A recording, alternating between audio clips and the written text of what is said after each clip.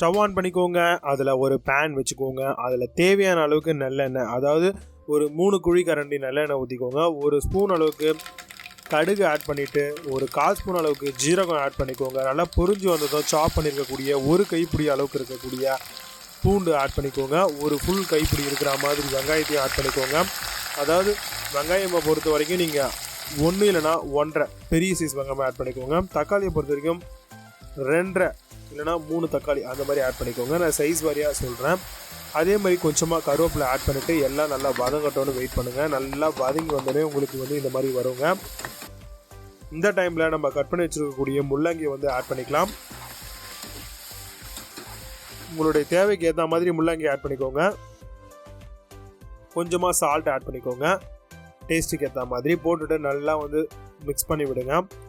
இந்த டைமில் உங்களுக்கு அந்த போட்டிருக்கக்கூடிய முள்ளங்கி நல்லா டிரான்ஸ்பரன்சியாக தெரியுங்க. அப்படி வந்துருச்சு அப்படின்னா ஓரளவுக்கு நல்லா வெந்திருக்கு அப்படின்றத நம்ம தெரிஞ்சுக்கலாம்.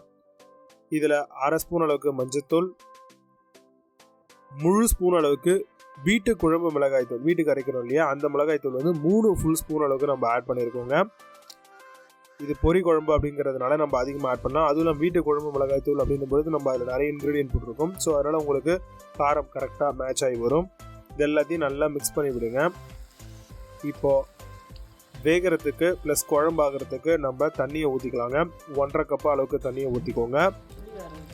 வேணும் அப்படின்னா நீங்கள் அதிகமான குழம்பு வேணும்னு நினைக்கிறீங்கன்னா, திக்னஸ் இல்லாமல் தண்ணியாக இருக்கணும் அப்படின்னா நீங்கள் அதிகமாக தண்ணி ஊற்றிக்கோங்க. இப்போ புளி தண்ணி பார்த்தீங்கன்னா ஒரு 1/2 கப் அளவுக்கு நம்ம கரைச்சி வச்சுருந்தோம், அதையே ஆட் பண்ணிக்கிறோம்.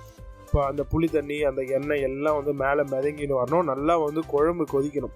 அதுதான் ரொம்ப ரொம்ப இம்பார்ட்டன்ட். இந்த பச்சை வாசனை எல்லாமே போகணும். இந்த அளவுக்கு உங்களுக்கு நல்லா குழம்பு கொதிச்சு குழம்பு கம்மியாக வருங்க.